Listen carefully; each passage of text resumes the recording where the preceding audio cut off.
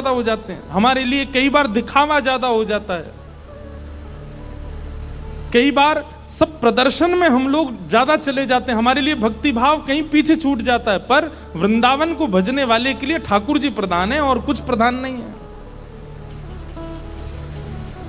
इसलिए वहां धर्म प्रधान नहीं है, प्रेम प्रधान है।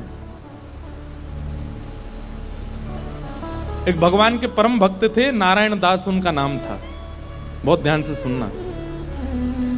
नारायण दास जी को भी वृंदावन से बहुत प्रेम था और वृंदावन का प्रेम उन पर ऐसा चढ़ा कि वो गोपी भाव में रहने लगे। और कैसा गोपी भाव? श्रृंगार कर लेते, बिंदी लगा लेते, मांग में सिंदूर भर लेते, बड़े बड़े केश कर लिए थे, पैरों में नूपुर पहनते, हाथों में चूड़ियां पहनते और लहंगा पहन करके और बढ़िया सुंदर श्रृंगार करके किसी के सामने नहीं जाते थे।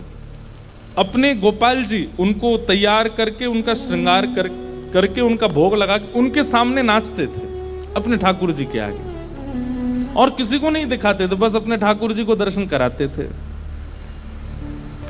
नाचते थे, गाते थे, रिझाते थे और फिर नाचते नाचते फिर प्रसादी सिद्ध करते, प्रसादी सिद्ध करके फिर राजभोग करा देते, व्यारू करा देते, कलेऊ करा देते, ठाकुर जी के अष्टाम लीला करते, अष्टयाम भोग धराते, लेकिन नृत्य और गायन ये दो सेवा नहीं छोड़ते थे। लेकिन धीरे धीरे वैष्णवों ने उनको देखना, ढूंढना शुरू कर दिया, लोग उनकी कुटिया में जाने लगे। तो वैष्णवों को तो वो बैठने देते थे, बोले आप सब तो ठाकुर जी के समान हो, आपके सामने तो मैं नाच सकता हूं। सब लोग इधर देखो, ध्यान से, आवाज आ रही है हमारी? नृत्य कर रहे थे। नृत्य की ख्याति ऐसी हुई कि एक बार एक बहुत श्रेष्ठ नृत्य करने वाला व्यक्ति आया और उसको किसी ने कहा कि भाई हमारे यहाँ एक साधु हैं, वो किसी के आगे नृत्य नहीं करते, ठाकुर जी का, एक बार उनके नृत्य देख लो आप। तो बहुत बड़े नृत्य करने वाले ने जब उनका नृत्य देखा तो वो बोला कि महाराज मैं बड़े बड़े दरबारों में जाकर के नृत्य करता हूं, ऐसा नृत्य मैंने आज तक नहीं देखा। सब लोगों ने कहा बोले भैया ये ठाकुर जी के लिए नृत्य करते हैं। लेकिन उस नृत्य करने वाले ने किसी बादशाह को खबर करा दी कि वृंदावन में एक महात्मा है, और बोले वो गोपी बनकर के अपने ठाकुर जी के आगे नृत्य करते हैं और गाते हुए नृत्य करते हैं, ऐसा नृत्य मैंने आज तक नहीं देखा। बादशाह के तो मन में आ गई कि मुझे उनका नृत्य देखना है, और प्राचीन काल के राजाओं के मन में आ जाए और वो ना मिले तो वो तो मारने तक आतुर हो जाते थे। उन्होंने अपने सैनिकों को भेज करके कहा कि आपको नृत्य करने के लिए बादशाह ने बुलाया है, या तो चलिए, और अगर आप इनकार करोगे तो आपकी कुटिया जला देंगे, आपके ठाकुर जी छीन लेंगे और फिर कभी नृत्य करने लायक बचोगे नहीं। ऐसी स्थिति पड़ गई। रोने लगे अपने ठाकुर जी के आगे, बोले नाथ मेरा नृत्य किसी और को रिझाने के लिए नहीं है, ये मैं कैसी स्थिति में आपने डाल दिया हूं। अगर जाता हूं तो मेरा नृत्य, मैं नृत्य को प्रसाद के रूप में प्रस्तुत करता हूं, वो झूठा हो जाएगा। कोई और अगर उसका आस्वादन करेगा तो वो फिर उच्छिष्ट हो जाएगा, और उच्छिष्ट वस्तु आपको कैसे पधराऊंगा दोबारा। और यदि नहीं जाता हूं तो कुटिया जला देंगे, आपको छीन लेंगे, राजा है ताकतवर है, उसके आगे मेरी चलेगी नहीं। रात भर रोते रहे अपने ठाकुर जी के आगे। इतने में ठाकुर जी स्वप्न में प्रकट हो गए, और स्वप्न में प्रकट होकर के ठाकुर जी बोले तुमको वहां नृत्य करने में दिक्कत क्या है? बोले मैं आपके सामने नृत्य करता हूं बस। तो बोले हमको ले चलो, हमें वहां बैठा देना, हमें देखते देखते नाच लेना, राजा को भूल जाना। तब वो कहते हैं, बोले कि महाराज वो स्थान आपके लायक नहीं है, वो राजा है, वो मांस भी खाता है, मदिरा भी पीता है, ना जाने कैसे कैसे उसके आचरण है, उसका स्थान कैसा है, वहां पर नृत्यांगनाएं आती हैं, ना जाने कैसे कैसे वहां पर व्यवहार होते हैं, वहां मैं अपने ठाकुर जी को लेके नहीं जाऊंगा। ये वैष्णव का स्वरूप होता है, वो अपने ठाकुर जी के आगे प्रदर्शन को आगे नहीं करता, वो अपने ठाकुर जी की सेवा के आगे एक बार को बड़े से बड़े उत्सवों का त्याग कर देगा, बड़े से बड़े उपाधियों का त्याग कर देगा, लेकिन अपने ठाकुर जी को ऐसे ही कहीं बेक नहीं देता। बोले ये तो नहीं चलेगा, आपको लेके तो नहीं जाऊंगा मैं। तब भगवान बोले तो फिर नहीं जाओगे तो ये लोग तुम्हारे कुटिया उजाड़ देंगे। तो फिर वो बोला आप इतना भी नहीं कर सकते, तो फिर काय बात के भगवान, आज तक मैंने आपसे कुछ नहीं मांगा, लेकिन इसका समाधान बताओ मैं कैसे करूं। तब भगवान बोले देखो तुमने अपनी गली में तुलसी की माला पहनी है और ये तुलसी मेरा ही स्वरूप है, तो तुम मुझे तो नहीं ले जाओगे, लेकिन ये तुलसी माला तो पहन के जाओगे। इनको तुम एक सिंहासन पर पधरा देना और इनको मेरा ही रूप मान करके, मुझे अनुभव करके, मेरा आभास करके तुम वहां नृत्य कर देना। नृत्य भी हो जाएगा, मेरे सन्मुख भी हो जाएगा और तुम्हारा बात भी बनी रहेगी। नारायण दास जी बोले भगवान पक्का ना ये तुलसी आपका ही? बोले पक्का 110% मेरा ही स्वरूप है, जाओ। नारायण दास जी गए और राजा के यहाँ जाकर के बोले महाराज मैंने गले में जो ये माला पहनी है बड़ी तुलसी की, इसके लिए मुझे एक आसन दे दो, मैं इनको पधरा करके फिर नाचूंगा, नहीं तो ये तो विक्षेप डालेंगी। पधरा करके आसन पर और जैसे नृत्य करने लगे, उनके मन में कदापि ये भाव नहीं आया कि ये तुलसी हैं, ये केवल माला है। यही सोचने लगे श्याम सुंदर हैं। श्याम सुंदर विचार करके जब घूमने लगे नृत्य करते करते, तो हर घूमने के बाद एक बार देखते, और जब द्रुत गति से घूमने लगे, चक्र लेने लगे, लेते लेते लेते उनको वहां तुलसी नहीं साक्षात सचल त्रिभंग लली श्याम सुंदर दिखने लगे। आज तक अपनी कुटिया में नृत्य किया था तो कभी ठाकुर जी ऐसे प्रत्यक्ष प्रकट नहीं हुए, लेकिन आज उस दरबार में ठाकुर जी प्रत्यक्ष प्रकट हो गए। क्यों? उनकी भावना से रीझ करके ठाकुर जी प्रकट हो गए, और जैसे ही ठाकुर जी प्रकट हुए वो चक्र लेते लेते लेते लेते लेते वहीं उन्होंने प्राण त्याग दिए और ठाकुर जी में विलीन हो गए। नारायण दास जी कहने का अभिप्राय क्या? वृंदावनियों को और वृंदावन भजने वालों को कई बार व्यवहार प्रधान नहीं होता, उनके लिए धर्म प्रधान नहीं है, उनके लिए अर्थ प्रधान नहीं है, उनके लिए काम प्रधान नहीं है, उनके लिए मोक्ष भी प्रधान नहीं है, उनके लिए केवल प्रेम प्रधान है। हमारे आप लोग जाएंगे तो आप क्या कहेंगे, कहां जा रहे हो? बोले बरसाने जा रहे हैं, राधा रानी का दर्शन करने। लेकिन अगर कोर ब्रजवासी से पूछोगे कहां जा रहे हो, बोले बरसानो जा रहे हैं लाडली जी को दर्शन करवे। क्या बोलेंगे? लाडली जी। क्यों? प्रेम प्रधान हो जाता है, वहां पर भगवत तत्व की बात नहीं करते। कोर वृंदावनवासी से पूछोगे, आपसे पूछे कहां जाओ, राधा रमन जी दर्शन करने जा रहे हैं, पर बिल्कुल वृंदावनवासी होगा तो बोलेगो श्री लालजू को दर्शन करवे जा रहे हैं। और एक और बात बताऊं, और ज्यादा उपासक वृंदावन के वो क्या बोलेंगे?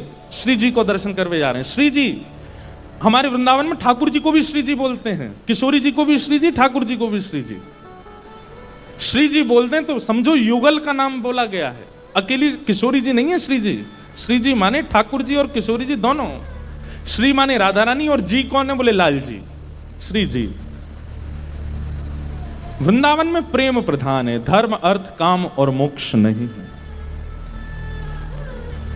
वेद व्यास जी महाराज को नारद जी महाराज यही बात समझा रहे हैं कि नारद जी, व्यास जी, आपने जितने भी ग्रंथ लिखे हैं सब में धर्म अर्थ काम और मोक्ष की प्रधानता बताई है, आपने अभी तक प्रेम की प्रधानता नहीं बताई, इसलिए आपका मन अशांत है। प्रेम की प्रधानता बताओ, प्रेम की प्रधानता करो। और वेद व्यास जी महाराज बोले प्रेम की प्रधानता में क्या कहूं मैं? तब नारद जी कहते हैं, न यद वचश्चित्रपदम हरेर यशो जगत पवित्रम प्रगणित करहिचित तद्वायुषम तीर्थमुशन्ति मानसा न यत्र हंसा निर्मत्य शिक्षय। आपने जितने भी ग्रंथ लिखे हैं उसमें ठाकुर जी के यश का वर्णन किया है, आपने ठाकुर जी के प्रभाव का वर्णन किया है, स्वभाव का नहीं। किसी कन्या के विवाह के लिए उसके परिवार वाले लड़का देखने गए और लड़का देख करके जब परिवार वाले आते हैं तो कन्या क्या पूछती है, कैसा लगा? तो परिवार वाले क्या बोले, बहुत अच्छा घर है, गाड़ी बहुत अच्छी है उनके पास, वो जॉब करता है, 1 लाख रुपए महीने कमाता है, हाइट भी उसकी अच्छी है, 6 फीट का है, कपड़े भी बहुत अच्छे पहनता है, थोड़ा सांवला है लेकिन वैसे सब कुछ अच्छा है, माँ बहुत अच्छी है, पिताजी। अरे मुझे ये बाह्य बातें क्यों बता रही हो, उसके बारे में बताओ ना, उसका आंतरिक गुण बताओ। बाह्य प्रभाव से प्रभावशाली व्यक्ति ही रीझते हैं, लेकिन प्रेमी व्यक्ति तो स्वभाव से रीझता, उसको प्रभाव की प्रधानता नहीं चाहिए होती है। प्रेम तो स्वभाव से होता है, प्रभाव से नहीं। प्रभाव से आसक्ति होती है और स्वभाव से प्रेम होता है। समझ रहे हैं हमारी बात को? अगर आपको किसी से प्रेम है और कहीं ना कहीं उसका प्रभाव आपको आकर्षित कर रहा है तो उसको प्रेम नहीं, उसको आकर्षण कहते हैं।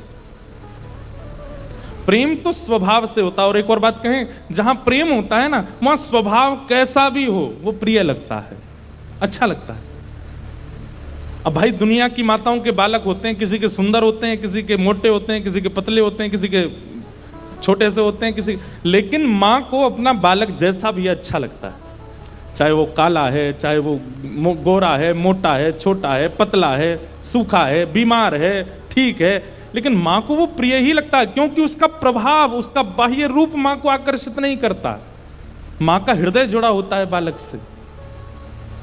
ठीक वैसे ही हे व्यास जी महाराज, आपने जितने भी ग्रंथ लिखे हैं उनमें प्रभाव का वर्णन किया है, और प्रभाव से आसक्त करने वाले लोग तो रीझ जाएंगे, लेकिन प्रेमी लोग नहीं रीझ पाएंगे।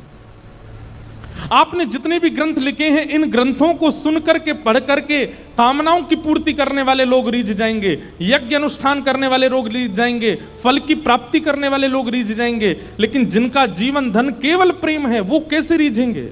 उनके लिए तो आपको स्वभाव बताना पड़ेगा ठाकुर जी का। हमारे ब्रज में कहें, लाला तू भगवान है। ठाकुर जी बोले, काय को मधुमंगल तू ये काय को पूछ रहा? बोले ना ना, हमने ऐसी सुनी है कि जब गर्गाचार्य जी आए ना तो वो कह के गए कि यशोदा मैया तुम्हारो लाला नारायण समान गुण ही है, और तेरी हरकतन ते हुए ऐसा लगे कि तू कहीं भगवान तो ना है। तो ठाकुर जी धीमे से बोल जाते हैं, बोले मधुमंगल एक बात बताऊं? बोले कहा, मैं जय जय ही हूं, मैं भगवान ही हूं। तू सांची भगवान है? बोले हाँ। लाला मैं सबन ने बता दूं कि तू भगवान है? ठाकुर जी बोले हाँ बताया। मधुमंगल गए और सबरे सखान में हल्ला मचाया। बोले तुम्हें एक बात बताऊं? बोले कहा, हमारा जो लाला है ना, बोले हाँ जी भगवान है। ये बात सुन के आधे तो हंसने लगे और आधे छड़ी लेकर के बोले दिखाइयो ने कहां तेरा भगवान। ठाकुर जी निकल के आए कुंज से, आज बड़ी अदा से निकल के आए, ए मधुमंगल श्रीदाम प्रणाम करो, हम भगवान हैं। नहीं मानते, नहीं स्वीकार करते। एक दिन ऐसी लीला भागवत में आती है कि एक बार जागरण हुआ, ब्रज में जागरण कराया नंद बाबा ने। रात भर जागरण का मतलब केवल माता की चौकी नहीं होता, जागरण का मतलब केवल वो नहीं होता। जागरण का मतलब है पूरी रात जग करके अपने इष्ट का स्मरण करना, वो जागरण है। रात भर जागरण चला, तो जागरण के काल में जैसे ही थोड़े ब्रह्म मुहूर्त का समय हुआ, तब घड़ी तो होती नहीं थी, अंदाजा लगाया तो नंद बाबा को लगी कि भाई ब्रह्म मुहूर्त है, क्यों मैं स्नान करवे जाऊं। तो जैसे ही नंद बाबा ने यमुना जी में प्रवेश किया, तुरंत इनको यम के दूत ले गए, क्योंकि अब तो नहीं ऐसा होता, पर नदियों में भी स्नान करने का समय होता है। ब्रह्म काल से पहले अगर आप नदी स्नान करते हैं तो वो देवताओं का समय होता है, उस समय देवता स्नान करने आते हैं, उस समय नहीं करना चाहिए। और सूर्य उदय के बाद नदियों में स्नान का विधान राक्षसों का है, इसलिए तब भी नहीं करना, ब्रह्म मुहूर्त में ही करना चाहिए। और जब त्रिकाल संध्या और त्रिकाल स्नान का भाव है तब कोई ऐसी बात नहीं, पर प्रथम स्नान मानव का ब्रह्म मुहूर्त में ही होना चाहिए, ऐसा शास्त्र आज्ञा है। तो नंद बाबा देव काल में चले गए और जैसी नदी में स्नान करने पहुंचे तो गंधर्वजन इनको पकड़ के ले गए। जब नंद बाबा बहुत देर तक नहीं आए तो सबने जाके ठाकुर जी से कही, तो ठाकुर जी गए और ठाकुर जी ने यमुना जी में प्रवेश करके गंधर्व लोक में जाकर के नंद बाबा को वहां से छुड़ाया और वापस लेकर के आए। तो जैसे ही नंद बाबा वापस आए तो सब ब्रजवासियों ने घेर लिया। सब लोग इधर देखो, सब ब्रजवासी बोले, बाबा तुम कहां चले गए? रात में गए, अब निकल के आए हो। मधुमंगल श्रीदाम बोले, बाबा हमें तो यूं बताओ, इतनी देर तुमने सांस कैसे ली भीतर, तुम चले कहां गए? बाबा बोले, भैया 2 देवता मुझे पकड़ के ले गए, मैंने देव काल में स्नान कर लियो। बोले फिर?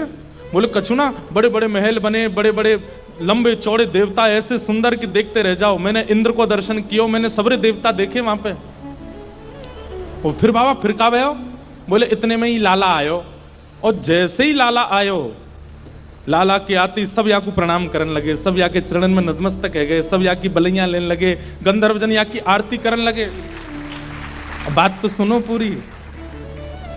और सब ब्रजवासी टेढ़े टेढ़े देख रहे हैं, लाला है या पूज रहे हम बे, या की पूजा कर रहे हो इंद्र हम बे।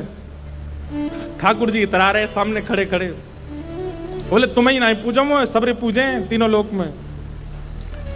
सबरे बोले, बाबा सच में यहाँ की पूजा भाई वहां पे? बोले हाँ। अब तो ठाकुर जी का यश बढ़ गया।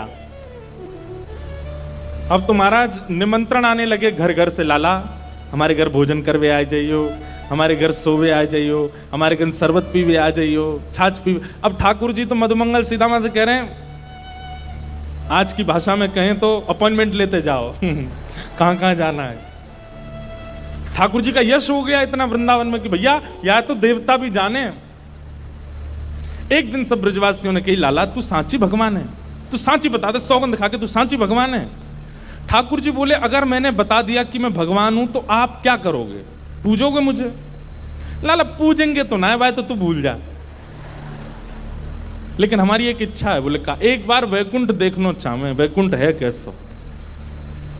लाला तू अगर सांची भगवान है तो एक बार वैकुंठ दिखाला हमें।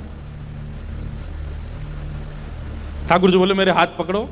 सब रे ग्वाल बालन ने ठाकुर जी के हाथ पकड़े, बोले नेत्र बंद करो। जैसे नेत्र बंद किए, अंतर ध्यान सब ग्वाल वालों को लेकर के ठाकुर जी को सीधे वैकुंठ पहुंच गए। हाँ भाई सबरे नेत्र खोलो। जैसे ही नेत्र खोले तो विशाल स्वर्ण का किवाड़ लगी है और जय विजय राजा, जय विजय द्वारपाल खड़े हैं।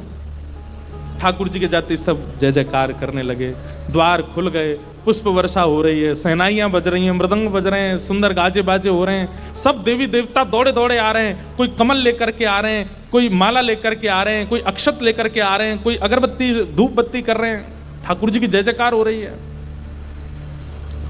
मधुमंगल श्री दामा सबरे बोले, लाला ने परिचय तो करा दे। ठाकुर जी बोले, देख वो सामने खड़ो तुम्हारो इंद्र, जाए तुम इतने सालन से पूज रहे, वो खड़ो इंद्र। बोले लाला ये इंद्र है? बोले हाँ। या के हाथी पे हमें बैठा दे एक बार। ठाकुर जी बोले, इंद्र इधर आओ, अपने हाथी को लेके आओ। हाथी आ गया, ऐरावत हाथी। सब रे ग्वाल बाल चढ़ गए उसके ऊपर। ठाकुर जी लेकर के पूरे वैकुंठ में घुमा लाए, नीचे उतर आया। बोले लाला बहुत जोर को हाथी है, या ले चल वृंदावन, अपने पास ही धरेंगे, वहीं घूमे करेंगे यहाँ पे। ऐरावत हाथी की बहुत सारी सूंड हैं और अद्भुत उसका स्वरूप है, श्वेत रंग का वो है। ब्रजवासी बोले, लाला हमने सुनी है ब्रह्मा के 4 मुंह हैं, एक बार दिखा दे। ठाकुर जी ने ब्रह्मा जी को बुलाया, ब्रह्मा जी आ गए। ब्रह्मा जी जैसे ही आए तो मधुमंगल श्रीदामा जाके स्पर्श करके उनके मुख देख रहे हैं, सच्ची के हैं कि नकली हैं। लाला ये तो सांची है। सब जगह ठाकुर जी ने घुमाया, जिस देवी देवता से मिलना चाहते थे सबको प्रकट कर दिया। सुंदर प्रसाद पाया, सुंदर सब जगह घूमे ठाकुर जी को लेके, नदियों में, तालाबों में, पशु पक्षी सब देखा। वैकुंठ का एक एक कोना ठाकुर जी के साथ देखा। सब जगह घूम करके ब्रजवासी थक गए। तो थक करके बोले, लाला अब चल वृंदावन चल, अब ले चल हमें। ठाकुर जी बोले, भैया सुनो, तुम सबके लिए कक्ष खुलवा दिए हैं और वैकुंठ का नियम है, मैं बताना भूल गया था कि यहाँ एक बार आने के बाद फिर यहाँ से जाता नहीं है कोई भी। अब तुम सब यहीं वैकुंठ में रहो, क्या बुराई है? ये उर्वशी गंधर्व सब लोग तुम्हारी सेवा में रहेंगे, देवी देवता। अरे तू जब कहेगा इंद्र आ जाएगा, ब्रह्मा आ जाएगा, सब तुम्हारी सेवा में रहेंगे, यहीं बैठे रहो। अब ये सुनते ही ब्रजवासी तो रोने लगे, ठाकुर जी के चरणन में गिर गए, बोले लाला तू हमारे प्राण मांग ले, तू जो कहेगो हम तो दे देंगे, तू कहेगो आज के बाद हम तो जय जय मान के रोज तेरी आरती पूजा करेंगे, लेकिन हमें वापस वृंदावन ले चल, हम वैकुंठ में ना रह सके, हमें तो वृंदावन ही प्रिय है लाला। ठाकुर जी के नेत्र सजल हो गए, सब देवी देवताओं को दिखाते हुए ठाकुर जी बोले, तुम लोगों को आश्चर्य होता है कि भगवान इन ब्रजवासियों से इतना प्रेम क्यों करते हैं, देखो दीयमान न ग्रहणंती, ये भक्ति की वो स्थिति है कि मैं वैकुंठ देने को बैठा हूं लेकिन इनको नहीं चाहिए, क्यों, वृंदावन प्रिय है।